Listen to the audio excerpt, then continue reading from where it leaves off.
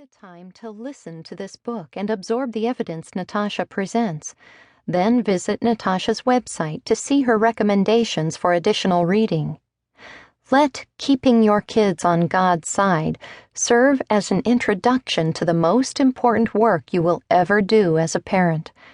Learn the case so you can give your kids reasons to believe.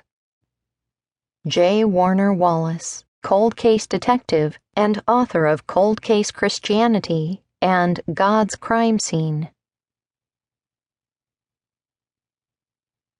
What your kids need for a confident faith. I remember the exact day I realized I had no idea what I was doing as a parent. My twins were 4 months old and were lying on a blanket in the living room. From birth until that moment, I confidently thrived as a new parent.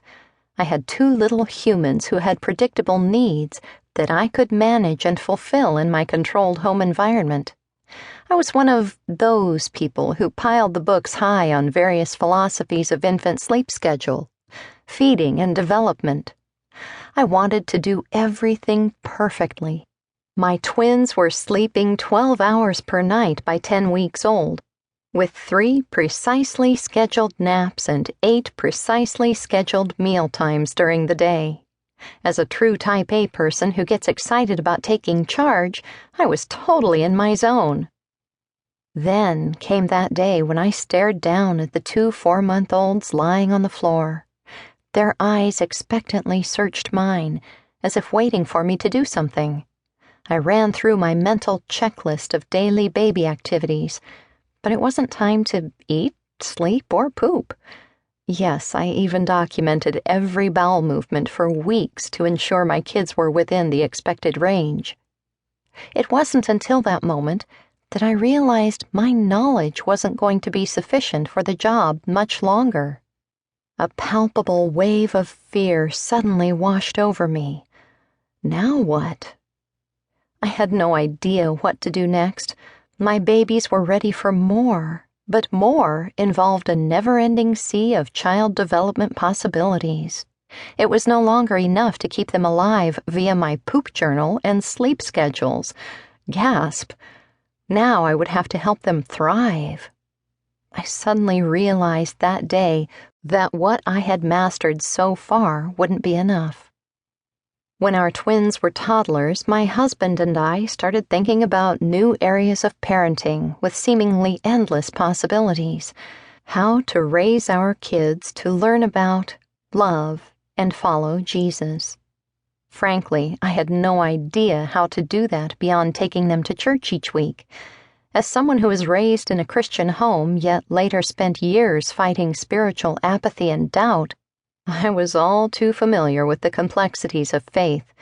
If I had so much trouble figuring out my own faith, how on earth was I going to help my kids figure out theirs?